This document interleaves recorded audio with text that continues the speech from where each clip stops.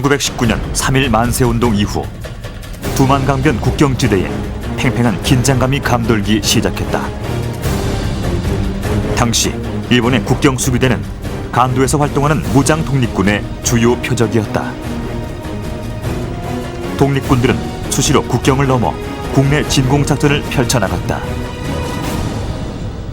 1920년 6월 4일 새벽, 독립군들은 함경북도 강양동에 일제초소를 급습한다. 이 투격대들이 두 갈래로 나눠서 구간산을 해가지고 봉오동으로 진격해서 그 토벌대들이 봉오동에서 다시 접전을 벌립니다. 삼둔자에서 독립군의 대대적인 기습을 받은 일본군은 참패를 서력하기 위해 250여 명의 5월강 추격대를 편성해 반격에 나선다. 그날의 치열했던 전투 현장은 현재 댐이 세워지면서 대부분 물속에 잠겼다.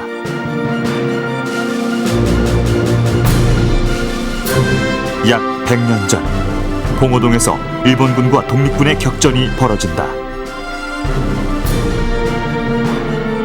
봉오동 골짜기에 독립군들은 치밀한 포위망을 펴놓고 일본군을 기다렸다. 일본군이 봉오동을 향해 들어오자 삼면고지에서 매복하고 있던 독립군 연합부대들이 일제히 집중 사격을 퍼붓는다. 이는 독립전쟁 역사상 첫 승리였고 그 중심에는 홍범도가 있었다.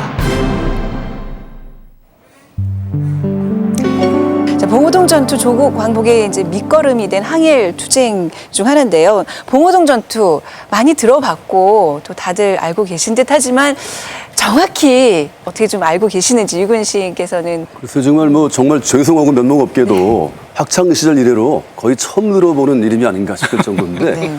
홍범도 하면 그냥 봉오동 전투 자동적으로 그렇죠. 이 정도 알고 있는 건데 사실은 알고 있는 게 거의 없습니다. 그래서 오늘 좀 많이 좀 배워야겠다 이런 생각을 하고 나왔습니다. 많은 분들이 아마 봉오동 전투가 뭐더라 좀 잘 기억이 안 나실지도 모르는데 교수님, 봉오동 전투는 역사적으로 좀 어떤 의미를 갖는 사건이라고 봐야 될까요? 예, 이제 봉오동 전투는 3.1운동 이후에 애국열이 굉장히 고조될 때 다시 한번 그 애국열을 상승시키는 역할을 했다라는 부분에서 하나 중요한 의미가 있고요.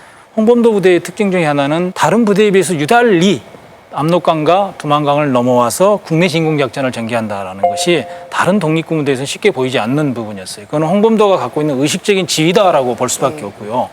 근데 사실은 홍범도 부대가 많아야 300명이었습니다. 대한독립군이. 그 300명으로 당시 한반도에 일본군 2개 사단이 있었는데 그걸 어떻게 물리칩니까?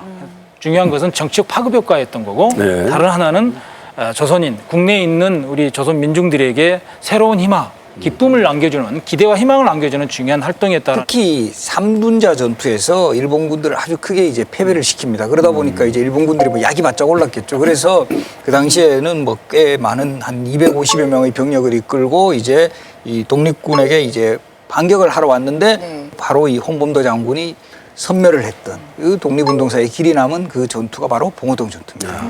학생들이 일제강점기 배울 때 굉장히 좋아하는 부분이기도 해요. 왜죠? 1910년대 막 이렇게 억울하게 당하고 무단 통치만 억압받는 내용만 배울 때는 언제 전쟁이 하는 얘기밖에 안 하거든요. 그러다가 정말 시원하게 딱 첫 승리를 하는 그 폼을 여는 전투가 봉오동 전투입니다. 아, 그때 그러면 전과가 대충 어느 정도 됩니까?